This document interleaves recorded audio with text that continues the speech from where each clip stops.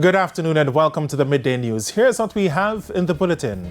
Canadian government issues another travel advisory for Jamaica. Differing views about the rolling use of states of emergency to fight crime. And later in sports, Windies opener nominated for ICC ODI Player of the Year. Thank you for joining us. I'm Shane Masters and here are the details. Mere hours after the reimposition of states of emergency across 8 parishes, the Canadian government has renewed its travel advisory, warning its citizens to exercise a high degree of caution in Jamaica due to the high level of violent crime. The security measure will be in effect until January 11 next year. Details from Prince Moore. Just as with the previous SOE announcement, Canadians are again being urged to be extremely vigilant if they travel to Jamaica. In its latest advisory, the Canadian government says during the 14-day SOE, Jamaican security forces have increased rights to conduct searches, seizures, and detain persons of interest. It therefore warns its citizens that if they are traveling in the affected areas, they may be subject to searches by security forces. The areas under the states of emergency are St. Anne, Clarendon, St. Catherine, Hanover, Westmoreland, St. James, and Kingston and St. Andrew. Canadian citizens are also being told to always cooperate with military and police officers, carry valid ID at all times, and be prepared for various checkpoints. In addition, the Government of Canada's advisory told its citizens to allow extra time to reach their destination, follow the instructions of local authorities, and to monitor local news to stay informed on the current situation. Meanwhile, the Canadian government has informed its citizens that violent crimes, including armed robbery and murder, is a problem in large cities and tourist areas, including parts of Kingston and Montego Bay, despite the presence of police to counter criminal activity. It says the availability of firearms is widespread, and most violent drug and gang-related crimes, especially murder, involve firearms. Canadians are told that there is a risk of becoming the victim of crossfire in these areas. The advisory says tourists are also at risk of crimes of opportunity, especially theft and robberies. Prince Moore, TVJ News. There are differing views this afternoon to the use of what is termed rolling states of emergencies. The government says from a legislative standpoint there is nothing wrong, but at least one attorney believes otherwise. Codian Barrett reports. National Security Minister Dr. Horace Chang continues to defend the use of the states of emergency. He says it is not an abuse of power or a means of circumventing the involvement of the parliamentary opposition in the approval of an extension. He says the current reimposition every 2 weeks after an SOE ends is in keeping with the law and the necessary safeguards against abuse. What happened with the former leader of the opposition who expressed his own concern? Okay, that's Dr. Phillips, you mean? Yes, but gave the support because he accepted the responsibility of the executive to take action in that phase to set the policy framework. And we think it was necessary policy. It was always followed, but it would allow for keen observation of the institution that the powers were not abused. That was the purpose of that particular clause. And therefore, expect you could go for a certain level of national understanding and what's a very serious problem, right? And that's why I said you set certain unwritten rules are often what allows for the character and development of character of government. But attorney-at-law Clyde Williams believes otherwise. He says if the law outlines that an extension of a state of emergency requires approval to the Houses of Parliament, but government chooses to impose the measure in a manner that does not require such approval, it is a breach of good governance. He says decisions such as these, which affect the lives and rights of citizens, must be decided by all those elected by the citizens. The government has embarked on a course which I consider to be outside of the parliamentary scheme, which is if 14 days pass and you wish it to continue, you must go to the parliament and have the people's representatives. The fact that the government has sidestepped the people's representatives in relation to this is of concern. Now, it's action that we decide intent from, not what people say alone. So the fact that the minister says they don't intend to pervert is neither here nor there, because the conduct alone may be interpreted over time as perverting the approach that the Constitution sets out. Both were speaking on Radio Jamaica's Beyond the Headlines last evening. Cody and Barrett, TVJ News. In the meantime, Dr. Chang says gone are the days of what he terms net fishing or arbitrary detentions in the hopes of capturing the big players in crime syndicates. He was speaking against the background of the reimposition of states of public emergency across 8 parishes. The security minister says the SOEs have proven to be an effective tool in dealing with the ongoing problem of crime and violence.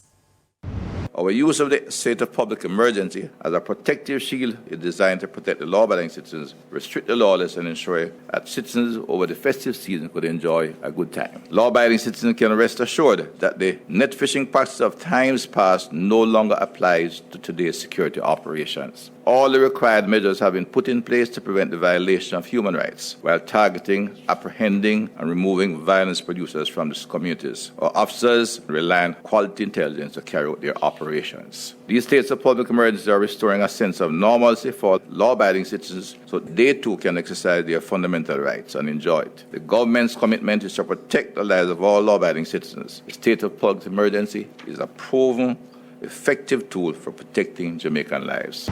And it's time for a break here on the Midday News. Stay with us. Much more stories when we return. Welcome back to the Midday News. Still searching. A family in St. Anne continues to look for a relative who has been missing for 5 months. They need your help to locate him. Shamala Pullen reports. It wasn't a Merry Christmas for the family of 78-year-old Owen Callum, also known as Bill, from Brownstown, St. Anne. Lorraine Callum says she last saw her father on August 2 this year.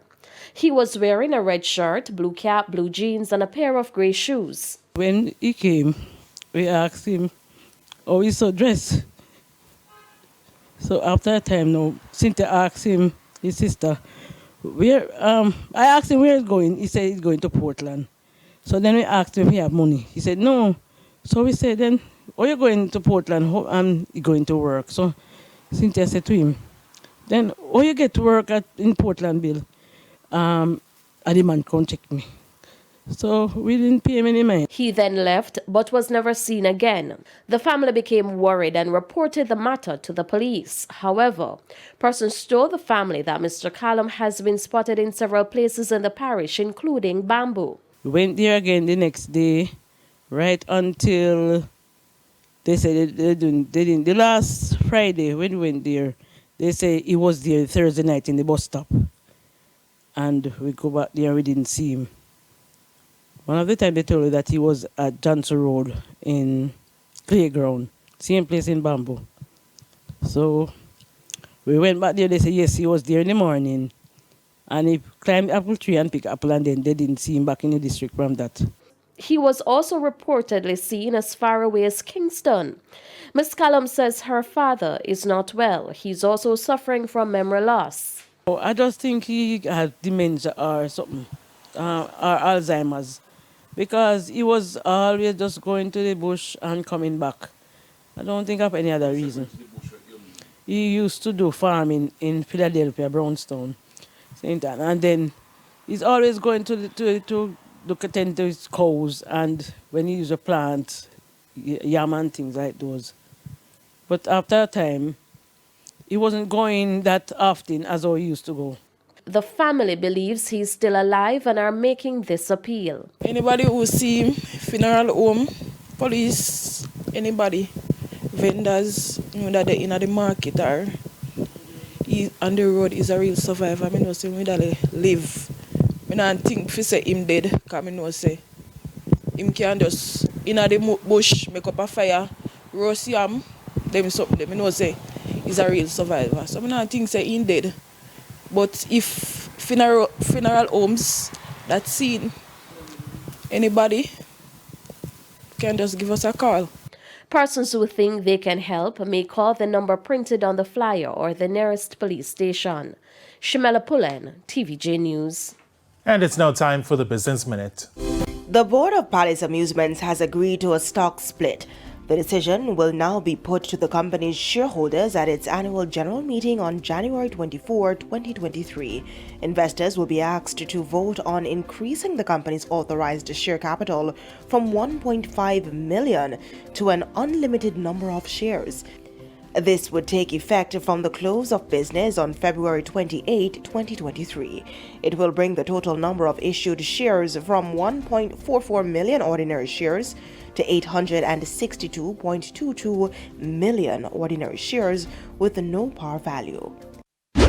In business overseas, Russia's currency hit an 8-month low Thursday, adding to sharp declines in December as global oil prices fell and Western sanctions targeted Russia's energy sector.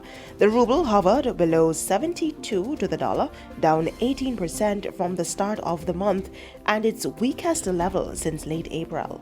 With the price of oil, Russia's biggest export, down by about a third from its June peak, an EU embargo on seaborne oil, and Western price cap mechanisms now in place, Russia's oil export revenues are likely to fall.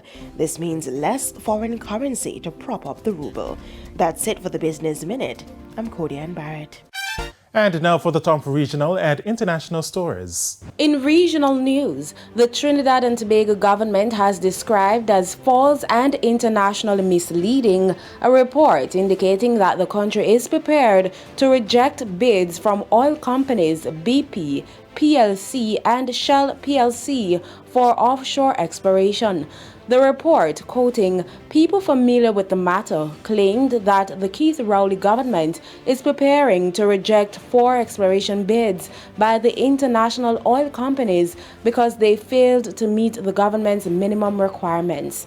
But in a statement, the Ministry of Energy and Energy Industry said the author of the article that was published in a leading international news agency had gotten his story wrong and that the intention was to mislead not only the population of Trinidad and Tobago, but now so a wider global audience.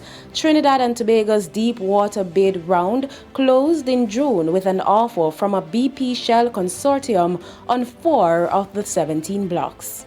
And TVJ News has received confirmation a short while ago that ceremonial and protocol consultant Colonel Merrick Needham has died. Colonel Needham passed away today at the University Hospital of the West Indies. Now, he created history in 2018 when he became the first Jamaican to receive an honorary commission by the Jamaica Defense Force, JDF. Colonel Needham has helped to coordinate the logistics of several royal and state visits. Now, he was Chief Executive Officer conferences at the London-based Commonwealth Secretariat and helped to coordinate heads of government and ministerial level conferences in a number of countries spanning every continent except Antarctica until he was requested to return to Jamaica by the government. And we head to a quick break. When we come back, we'll have your midday sports report.